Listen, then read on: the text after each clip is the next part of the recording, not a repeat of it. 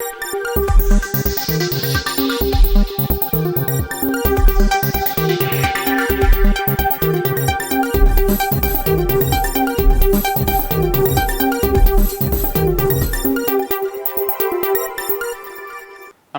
നിളയോര വിശേഷങ്ങളിലേക്ക് സ്വാഗതം. ജനപ്രിയ തുടക്കത്തിന് VDS സർക്കാർ. KSRTCയിൽ സ്ത്രീകളുടെ സൗജന്യ യാത്ര ജൂൺ 15 മുതൽ. ആശമാരുടെ ഓണറേറിയം 3000 രൂപ വർദ്ധിപ്പിക്കും. ആദ്യ മന്ത്രിസഭാ യോഗത്തിന് പിന്നാലെ മുഖ്യമന്ത്രി നടത്തിയ വാർത്താ സമ്മേളനത്തിലാണ് സർക്കാരിന്റെ വമ്പൻ പ്രഖ്യാപനങ്ങൾ. അപ്പോൾ തെരഞ്ഞെടുപ്പ് കാലത്ത് UDF 5 ഗ്യാരണ്ടികൾ ജനങ്ങൾക്ക് നൽകിയിട്ടുണ്ടായിരുന്നു. ആദ്യത്തെ മന്ത്രിസഭാ യോഗത്തിൽ തന്നെ അതിലെ 2 ഗ്യാരണ്ടികൾ നടപ്പാക്കാൻ തീരുമാനിച്ചു. ഒന്ന്, KSRTC ബസ്സുകളിലെ സ്ത്രീകൾക്കുള്ള സൗജന്യ യാത്ര അനുവദിക്കുന്ന സംബന്ധിച്ച് ജൂൺ 15 മുതൽ നടപ്പാക്കും. അതിൻ്റെ വിശദാംശങ്ങൾ പിന്നീട് പ്രഖ്യാപിക്കും. ജൂൺ 15 മുതൽ, അടുത്ത മാസം 15 മുതൽ KSRTC ബസ്സിലെ സ്ത്രീകളുടെ സൗജന്യ യാത്ര ആരംഭിക്കും. തിരഞ്ഞെടുപ്പ് വേളയിൽ നൽകിയ ഇന്ദിരാ ഗ്യാരണ്ടികളിലെ 2 സുപ്രധാന വാഗ്ദാനങ്ങൾ ആദ്യ യോഗത്തിൽ തന്നെ സർക്കാർ പ്രഖ്യാപിച്ചു. ജൂൺ 15 മുതൽ സംസ്ഥാനത്ത് KSRTC ബസ്സുകളിൽ സ്ത്രീകൾക്ക് സൗജന്യ യാത്ര അനുവദിക്കാൻ തീരുമാനിച്ചു. കൂടാതെ രാജ്യത്ത് ആദ്യമായി വയോജനങ്ങളുടെ ക്ഷേമത്തിനായി ഒരു പ്രത്യേക വകുപ്പ് രൂപീകരിക്കാനും തീരുമാനമായിട്ടുണ്ട്. ലോകത്ത് തന്നെ ഏറ്റവും ഭംഗിയായി ഈ പദ്ധതി നടപ്പിലാക്കിയിട്ടുള്ളത് ജപ്പാനിലാണ്. ആ മോഡൽ പരിശോധിച്ചായിരിക്കും കേരളത്തിൽ ഈ വകുപ്പ് കൊണ്ടുവരിക. ആദ്യഘട്ടമെന്ന നിലയിൽ ആശാവർക്കർമാരുടെ ഓണറേറിയം 3000 രൂപ വർദ്ധിപ്പിക്കാൻ തീരുമാനിച്ചു. ഭരണത്തിൽ വാക്കും വിശ്വാസ്യതയുമാണ് പ്രധാനമെന്നും ആശാവർക്കർമാരുടെ സമരപ്പന്തലിൽ പോയി നൽകിയ വാക്ക് പാലിക്കുകയാണെന്നും മുഖ്യമന്ത്രി വിശദീകരിച്ചു. മുഴുവൻ ആവശ്യങ്ങളും ഒറ്റയടിക്ക് ചെയ്യാൻ ആഗ്രഹമുണ്ടെങ്കിലും വിരമിക്കൽ ആനുകൂല്യം സംബന്ധിച്ച കാര്യങ്ങൾ പിന്നീട് പരിഗണിക്കുമെന്നും അദ്ദേഹം വിശദീകരിച്ചു. നിലവിൽ 9000 രൂപയാണ് ഇവരുടെ ഓണറേറിയം. ഇതിനു പുറമെ അംഗനവാടി ജീവനക്കാർ, പാചകത്തൊഴിലാളികൾ, പ്രീ പ്രൈമറി അധ്യാപകർ എന്നിവരുടെ വേതനത്തിൽ 1000 രൂപയുടെ വീതം വർധനവ് നടപ്പിലാക്കാനും തീരുമാനിച്ചിട്ടുണ്ട്. 2023 നവകേരള സദസ്സിന്റെ ഭാഗമായി മുൻ മുഖ്യമന്ത്രി പിണറായി വിജയൻ ആലപ്പുഴയിലെത്തിയപ്പോൾ റോഡരികിൽ പ്രതിഷേധിച്ച 2 പേരെ മുഖ്യമന്ത്രിയുടെ ഗൺമാൻമാർ വളഞ്ഞിട്ടാക്രമിച്ച സംഭവത്തിൽ പുനരന്വേഷണം നടത്താൻ കോടതി ഉത്തരവ് പ്രകാരം പ്രത്യേക സംഘത്തെ നിയോഗിച്ചു. കോടതി പുനരന്വേഷണത്തിന് ഉത്തരവിട്ടിട്ടും ഇതുവരെ നടത്തിയിരുന്നില്ലെന്നും സതീശൻ പറഞ്ഞു. അഡ്വക്കേറ്റ് ജനറലായി ജാജു ബാബുവിനെ നിയമിക്കും. ഡയറക്ടർ ഓഫ് പ്രോസിക്യൂഷനായി T അസഫ് അലിയെ നിയോഗിച്ചു. സംസ്ഥാനത്തിന്റെ സാമ്പത്തിക സ്ഥിതി സംബന്ധിച്ച് ധവളപത്രം പുറത്തിറക്കുമെന്നും മുഖ്യമന്ത്രി പറഞ്ഞു. നിയമസഭാ സമ്മേളനം മെയ് 22 മുതൽ വിളിച്ചു ചേർക്കണമെന്ന് ഗവർണറോട് ആവശ്യപ്പെടും. മെയ് 29 നയപ്രഖ്യാപന പ്രസംഗം നടത്തും.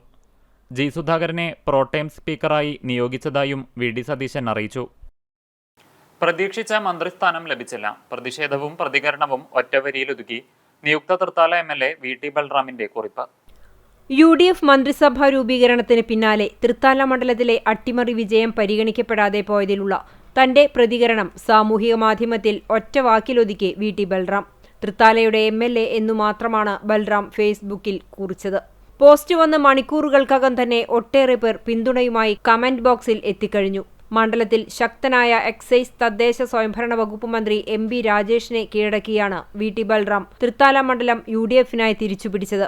ഈ വലിയ അട്ടിമറി വിജയത്തിന്റെ പശ്ചാത്തലത്തിൽ ഞായറാഴ്ച ഉച്ചവരെ മാധ്യമങ്ങളിലെ മന്ത്രിസ്ഥാന ചർച്ചകളിൽ VT ബൽറാമിന്റെ പേരും സജീവമായി ഉയർന്നുകേട്ടിരുന്നു. എന്നാൽ ഉച്ചയ്ക്ക് ശേഷമുള്ള രാഷ്ട്രീയ ചർച്ചകളിൽ മറ്റു ചില പേരുകൾ കടന്നുവരികയും ബൽറാമും ഷാനിമോൾ ഉസ്മാനും ഉൾപ്പെടെയുള്ള പ്രമുഖർ അന്തിമ പട്ടികയിൽ നിന്നും ഒഴിവാക്കപ്പെടുകയുമായിരുന്നു.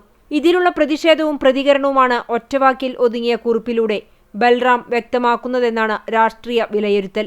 അതേസമയം ഈ കുറിപ്പിന് പിന്നാലെ പുതിയ UDF മന്ത്രിമാരുടെ പട്ടിക പങ്കുവച്ചുകൊണ്ടുള്ള മറ്റൊരു പോസ്റ്റും ബൽറാമിന്റെ അക്കൗണ്ടിൽ പ്രത്യക്ഷപ്പെട്ടു. ജനങ്ങളാണ് മുഖ്യം. ജനവിശ്വാസം കാത്ത് വാഗ്ദാനങ്ങൾ പാലിച്ച് കേരളത്തെ മുന്നോട്ടു നയിക്കാൻ പുതിയ ടീമിന് സാധിക്കട്ടെ എന്ന ആശംസയും അദ്ദേഹം പുതിയ മന്ത്രിമാർക്കായി പങ്കുവച്ചിട്ടുണ്ട്. മന്ത്രിസഭയിൽ ഇടം നേടിയില്ലെങ്കിലും മണ്ഡലത്തിലെ ജനങ്ങൾക്കൊപ്പമുള്ള പ്രവർത്തനങ്ങളുമായി മുന്നോട്ടു പോകുമെന്ന സൂചനയും ഈ പോസ്റ്റുകൾ നൽകുന്നു. പ്രതീക്ഷിച്ച മന്ത്രി പദവിയുമില്ല, സ്പീക്കർ സ്ഥാനവുമില്ല. ജാതി സമവാക്യങ്ങളിൽ VT ബൽറാം തഴയപ്പെട്ടതായി ആക്ഷേപം. പ്രതിഷേധത്തിലും നിരാശയിലുമാണ് തൃത്താലക്കാർ. ശക്തമായ പോരാട്ടത്തിലൂടെ മണ്ഡലം തിരിച്ചുപിടിച്ച് മിന്നുന്ന വിജയം കാഴ്ചവെച്ച വി.ടി. ബൽറാമിനെ പുതിയ UDF മന്ത്രിസഭയിലേക്ക് പരിഗണിക്കാതിരുന്നതിൽ തൃത്താലയിലെ പാർട്ടി അണികൾക്കിടയിലും വോട്ടർമാർക്കിടയിലും കടുത്ത നിരാശയും പ്രതിഷേധവും. വൈകിട്ട് 6:30-ക്ക് പ്രതിപക്ഷ നേതാവ് വി.ഡി. സതീശൻ ഔദ്യോഗികമായി മന്ത്രിമാരുടെ പേരുകൾ പ്രഖ്യാപിക്കുന്നതുവരെയും തൃത്താലക്കാർ തങ്ങളുടെ പ്രിയ നേതാവ് മന്ത്രിസഭയിലുണ്ടാകുമെന്നാണ് ഉറച്ചു വിശ്വസിച്ചിരുന്നത്. കഴിഞ്ഞ 2 ദിവസങ്ങളിലായി മാധ്യമങ്ങളെല്ലാം തന്നെ ബൽറാം മന്ത്രിയാകുമെന്ന തരത്തിൽ വലിയ വാർത്തകൾ പ്രചരിപ്പിച്ചിരുന്നു. മന്ത്രിസ്ഥാനം നൽകിയില്ലെങ്കിൽ അദ്ദേഹത്തെ സ്പീക്കർ പദവിയിലേക്കെങ്കിലും പരിഗണിക്കുമെന്ന സൂചനകളും ശക്തമായിരുന്നു. എന്നാൽ അവസാന നിമിഷം ജാതി സമവാക്യങ്ങളും മറ്റു പ്രാദേശിക പരിഗണനകളും മുൻനിർത്തി അദ്ദേഹത്തെ തഴയുകയായിരുന്നുവെന്നാണ് ഉയരുന്ന ആക്ഷേപം. കഠിനാധ്വാനവും അട്ടിമറി വിജയവും നേടിയ മണ്ഡലത്തിലെ ജനപ്രീതിയും പാർട്ടി നേതൃത്വം വില കൽപ്പിച്ചില്ലെന്ന നിരാശയാണ് ബൽറാമിനോട് അടുത്ത വൃത്തങ്ങൾ പങ്കുവയ്ക്കുന്നത്. മുൻപ് മന്ത്രിമണ്ഡലമായിരുന്ന തൃത്താലയുടെ സമഗ്രമായ വികസന തുടർച്ചയ്ക്ക് വി.ടി. ബൽറാം മന്ത്രിയാകേണ്ടത് അനിവാര്യമായിരുന്നുവെന്നാണ് പ്രാദേശിക UDF പ്രവർത്തകരുടെയും നാട്ടുകാരുടെയും അഭിപ്രായം. മന്ത്രിസഭയിൽ അർഹമായ പ്രാതിനിധ്യം ലഭിക്കാത്തതിൽ സോഷ്യൽ മീഡിയയിലടക്കം വലിയ രീതിയിലുള്ള പ്രതിഷേധ സ്വരങ്ങളാണ് ഉയർന്നുവരുന്നത്. സംസ്ഥാനത്തെ +1 പ്രവേശനത്തിനായി മെയ് 25 മുതൽ വിദ്യാർത്ഥികൾക്ക് ഓൺലൈനായി അപേക്ഷ സമർപ്പിക്കാനാകുമെന്ന് പൊതുവിദ്യാഭ്യാസ വകുപ്പ് അറിയിച്ചു. ഹയർ സെക്കൻഡറി വിഭാഗത്തിൽ നിലവിൽ 3,61,044 സീറ്റുകളാണ് ഒരുക്കിയിരിക്കുന്നത്. ഇതിനു പുറമെ VHSC സ്കൂളുകളിൽ 33,000 സീറ്റുകളും പോളിടെക്നിക് ITI സ്ഥാപനങ്ങളിലായി 30,545 സീറ്റുകളും ലഭ്യമാണ്. SSLC പരീക്ഷ പാസായ വിദ്യാർത്ഥികളുടെ സർട്ടിഫിക്കറ്റുകൾ ജൂൺ ആദ്യവാരം മുതൽ ഡിജി ലോക്കർ വഴി ലഭ്യമാക്കുമെന്ന് പൊതുവിദ്യാഭ്യാസ principal secretary doctor Sharmila Mary Joseph അറിയിച്ചു. ഡിജിറ്റൽ സംവിധാനത്തിലൂടെ സർട്ടിഫിക്കറ്റുകൾ എളുപ്പത്തിൽ ലഭ്യമാക്കാനാണ് നടപടി. അതേസമയം SSLC പരീക്ഷയിൽ ഉപരിപഠനത്തിന് അർഹത നേടാത്ത വിദ്യാർത്ഥികൾക്കായുള്ള സേ പരീക്ഷ ജൂൺ ആദ്യവാരം നടക്കും. പരമാവധി 3 വിഷയങ്ങൾക്കാണ് സേ പരീക്ഷ എഴുതാൻ അവസരം നൽകുക. പുനർമൂല്യനിർണ്ണയത്തിനും സൂക്ഷ്മ പരിശോധനയ്ക്കും അപേക്ഷിക്കാനുള്ള നടപടികളും ആരംഭിച്ചു. തിങ്കളാഴ്ച മുതൽ ഈ മാസം 21 വരെ ഓൺലൈനായി അപേക്ഷ സമർപ്പിക്കാം. ഉത്തരക്കടലാസിന്റെ ഫോട്ടോ കോപ്പി ആവശ്യപ്പെടുന്നതിനും ഓൺലൈൻ സംവിധാനം ഒരുക്കിയിട്ടുണ്ട്.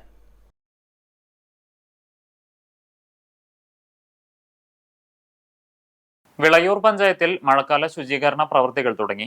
പഞ്ചായത്ത് പ്രസിഡന്റ് നീലടി സുധാകരൻ പഞ്ചായത്ത് തല ഉദ്ഘാടനം നിർവഹിച്ചു. വിളയൂർ ഗ്രാമപഞ്ചായത്തിൽ മഴക്കാലപൂർവ്വ ശുചീകരണ പ്രവൃത്തികൾക്ക് തുടക്കം കുറിച്ചു. കനിങ്കനാട് ചന്തപ്പടിയിൽ നിന്നുമാണ് ശുചീകരണ പ്രവൃത്തികൾ ആരംഭിച്ചത്. വൃത്തിയുള്ള വിളയൂർ, ശുചിത്വമുള്ള വീട്, ആരോഗ്യമുള്ള ജനത എന്ന സന്ദേശം ഉയർത്തിക്കൊണ്ടാണ് മഴക്കാലപൂർവ്വ ശുചീകരണ പ്രവൃത്തികൾ ആരംഭിച്ചിരിക്കുന്നത്. ശുചീകരണ പ്രവൃത്തികളുടെ ഔപചാരികമായ ഉദ്ഘാടനം ഗ്രാമപഞ്ചായത്ത് പ്രസിഡന്റ് നീലടി സുധാകരൻ നിർവഹിച്ചു. ഗ്രാമപഞ്ചായത്ത് വൈസ് പ്രസിഡന്റ് മുബഷിറ സാബിർ, സ്ഥിരസമിതി അധ്യക്ഷൻ ഹുസൈൻ കണ്ടങ്കാവ്, ചൈതന്യ സുധീർ, അമീർ, മറ്റു ഗ്രാമപഞ്ചായത്ത് അംഗങ്ങൾ, ബ്ലോക്ക് പഞ്ചായത്ത് അംഗങ്ങൾ ഉൾപ്പെടെയുള്ളവരും ശുചീകരണ പ്രവൃത്തികളിൽ പങ്കെടുത്തു. ജനപ്രതിനിധികൾക്ക് പുറമെ ഉദ്യോഗസ്ഥർ, ആശാ വർക്കർമാർ, ഹരിതകർമ്മസേന വോളണ്ടിയർമാർ, അംഗനവാടി ജീവനക്കാർ, വ്യാപാരികൾ, സന്നദ്ധ പ്രവർത്തകർ എന്നിവരെല്ലാം ശുചീകരണ പ്രവൃത്തികളിൽ അണിനിരന്നു. ജനകീയ ശുചീകരണ പ്രവർത്തനങ്ങളുമായാണ് പഞ്ചായത്ത് മുന്നോട്ട് പോകുന്നത്. വരും ദിവസങ്ങളിൽ വാർഡുകൾ കേന്ദ്രീകരിച്ചുള്ള ശുചീകരണ പ്രവൃത്തികളും നടപ്പാക്കുന്നുണ്ട്. വെള്ളിയാങ്കല്ല് തടയണയുടെ സംരക്ഷണ ഭിത്തി പുനർനിർമ്മാണം നടക്കുന്ന ഭാഗത്ത് മണ്ണിടിച്ചിൽ. പുഴവക്കിടിയൽ ഭീതിയിൽ പ്രദേശവാസികൾ. തിങ്കളാഴ്ച ഉച്ചയോടെയാണ് തടയണയുടെ സംരക്ഷണ ഭിത്തി പുനർനിർമ്മാണം നടക്കുന്ന ഭാഗത്തെ മണ്ണിടിഞ്ഞു വീണത്. യജ്ഞേശ്വരൻ ക്ഷേത്രത്തിന്റെ പുഴയിലേക്കിറങ്ങുന്ന പടിക്കെട്ടുകളോട് ചേർന്ന ഭാഗത്തെ മണ്ണാണ് പുഴയിലേക്ക് ഇടിഞ്ഞു വീഴുന്നത്. ഇതോടെ മഴക്കാലമെത്താൻ ഇനിയും ഏതാനും ദിവസങ്ങൾ മാത്രം ബാക്കി നിൽക്കെ പുഴവക്കിടിയൽ ആശങ്കയിലാണ് വെള്ളിയാങ്കല്ല് യജ്ഞേശ്വരം ക്ഷേത്ര പരിസരത്തെ താമസക്കാരും നാട്ടുകാരും. മഴക്കാലത്ത് പുഴയിലെ അതിശക്തമായ കുത്തൊഴുക്കിൽ കരഭാഗം പൂർണ്ണമായി പുഴയെടുക്കുമോ എന്ന ആശങ്കയാണ് ശക്തമാകുന്നത്. മണ്ണിടിഞ്ഞ ഭാഗത്ത് തടയണയുടെ അടിഭാഗത്ത് സ്ഥാപിച്ചിരുന്ന കോൺക്രീറ്റ് ബ്ലോക്കുകൾ അടുക്കിവെച്ച് താൽക്കാലിക സംരക്ഷണ ഭിത്തി ഒരുക്കാനുള്ള ശ്രമത്തിലാണ് അധികൃതർ. പുഴയുടെ അതിശക്തമായ കുത്തൊഴുക്കിന് ഇത് എത്രമാത്രം പ്രതിരോധിക്കുമെന്ന ചോദ്യങ്ങളാണ് നിലവിൽ ഉയരുന്നത്. നിലവിൽ 33 കോടിയിലേറെ രൂപ ചെലവഴിച്ചുള്ള സംരക്ഷണ ഭിത്തി നിർമ്മാണം പുരോഗമിക്കുകയാണ്. ഇതിനിടെ നിർമ്മാണ പ്രവർത്തനങ്ങൾക്ക് വേഗം പോരായെന്ന പരാതികളും ഉയർന്നിരുന്നു. 2018 അതിശക്തമായ പ്രളയത്തിനു ശേഷം സെപ്റ്റംബർ 6 പുലർച്ചെ 4:30 സംരക്ഷണ ഭിത്തിയുടെ 50 മീറ്ററോളം ഭാഗം പുഴയിലേക്ക് തകർന്നു വീഴുന്നത്. വീഴ്ചയിൽ 7.5 മീറ്ററിലധികം ഉയരത്തിൽ 100 മീറ്ററോളം ദൂരത്തിൽ സംരക്ഷണ ഭിത്തിക്ക് ഗുരുതരമായ തകരാറുകളും സംഭവിച്ചിരുന്നു. പ്രളയം മൂലം ദിവസങ്ങളോളം തുടർന്ന പുഴയുടെ കുത്തൊഴുക്കിലും വെള്ളപ്പൊക്കത്തിലും സംരക്ഷണ ഭിത്തിക്ക് സംഭവിച്ച ബലക്ഷയമാണ് തകർച്ചയ്ക്ക് കാരണമെന്നാണ് അന്ന് അധികൃതർ നൽകിയ വിശദീകരണം. പിന്നീട് തുടർ വർഷങ്ങളിലുണ്ടായ കുത്തൊഴുക്കിൽ സംരക്ഷണ ഭിത്തിയുടെ തകരാതെ നിന്നിരുന്ന ബാക്കി ഭാഗങ്ങളും തകർന്നു വീണു. കേരളത്തിൽ ബലിപെരുന്നാൾ മെയ് 28-ന് ഞായറാഴ്ച സംസ്ഥാനത്തെവിടെയും ദുൽഹജ്ജ് മാസപ്പിറവി കണ്ടതായി വിശ്വസനീയ വിവരങ്ങൾ ലഭിക്കാത്തതിനാൽ മെയ് 18 തിങ്കളാഴ്ച ദുൽഖഅദ 30 പൂർത്തിയാക്കി മെയ് 19 ചൊവ്വാഴ്ച ദുൽഹിജ 1-ാം തീയതിയായിരിക്കുമെന്ന് കാളിമാർ അറിയിച്ചു. സംയുക്ത മഹല്ല് ജമാഅത്ത് കാളിമാരായ കാന്തപുരം AP അബൂബക്കർ മുസ്ലിയാർ, സയ്യിദ് ഇബ്രാഹിമുൽ ഖലീൽ അൽ ബുഖാരിയുടെ പ്രതിനിധി സയ്യിദ് അബ്ദുള്ള ഹബീബ് അൽ ബുഖാരി എന്നിവരാണ് മാസപ്പിറവി ഉറപ്പിച്ചുകൊണ്ടുള്ള ഔദ്യോഗിക പ്രഖ്യാപനം നടത്തിയത്. പാളയം ഇമാം ഡോക്ടർ VP സുഹൈബ് മൗലവിയും ദക്ഷിണ കേരള ജമിയത്തുൽ ഉലമ general secretary Thodiyoor Muhammad Kunhi മൗലവിയും May 28-ന് തന്നെയാകും പെരുന്നാളെന്ന് സ്ഥിരീകരിച്ചിട്ടുണ്ട്. പട്ടാമ്പി പെരുമുടിയൂർ NSS കരയോഗത്തിന്റെ 33-ാം വാർഷികാഘോഷവും കുടുംബസംഗമവും സംഘടിപ്പിച്ചു. താലൂക്ക് യൂണിയൻ പ്രസിഡന്റ് നാരായണൻ നായർ സംഗമം ഉദ്ഘാടനം ചെയ്തു. പെരുമുടിയൂർ NSS കരയോഗത്തിന്റെ 33-ാം വാർഷികവും കുടുംബസംഗമവുമാണ് വിവിധ പരിപാടികളോടെ നടത്തിയത്. രാജാനന്ദിനി അമ്മയുടെ അധ്യക്ഷതയിൽ താലൂക്ക് യൂണിയൻ പ്രസിഡന്റും പ്രതിനിധിസഭാ മെമ്പറുമായ നാരായണൻ നായർ സംഗമം ഉദ്ഘാടനം ചെയ്തു. താലൂക്ക് യൂണിയൻ സെക്രട്ടറി ഷിബിൻ, രാധാകൃഷ്ണൻ, ബിന്ദു, വിജയ് മോഹൻ തുടങ്ങിയവരും പങ്കെടുത്ത് സംസാരിച്ചു. വിവിധ പരീക്ഷകളിൽ ഉന്നത വിജയം നേടിയവർക്ക് അനുമോദനവും ഒരുക്കി. ചികിത്സാ സഹായ ഫണ്ട് വിതരണവും നടന്നു. സ്വാതന്ത്ര്യ സമര സേനാനിയും സാമൂഹിക പരിഷ്കർത്താവും മദിരാശി കേരള നിയമസഭകളിൽ പൊന്നാനി തൃത്താല മണ്ഡലങ്ങളെ പ്രതിനിധീകരിച്ച് അംഗവുമായിരുന്ന ET കുഞ്ഞന്റെ സ്മരണ നിലനിർത്തുന്ന നിലയിൽ തൃത്താലയിലും എടപ്പാളിലും സ്മാരകം വേണമെന്ന് സമത്വവാദ സംഘം ചെയർമാൻ ജയരാജൻ MT ആവശ്യപ്പെട്ടു. ET കുഞ്ഞന്റെ വീട്ടിൽ നടന്ന സംഘത്തിന്റെ അംഗത്വ വിതരണ ഉദ്ഘാടന ചടങ്ങിൽ അധ്യക്ഷത വഹിച്ച് സംസാരിക്കുകയായിരുന്നു അദ്ദേഹം. ഗുരുവായൂർ സത്യാഗ്രഹത്തിൽ പങ്കെടുത്ത ET കുഞ്ഞൻ പഴയ പൊന്നാനി താലൂക്കിലെ നവോത്ഥാന സംഘടനയായ ഹരിജൻ സംഘത്തിന് രൂപം നൽകി.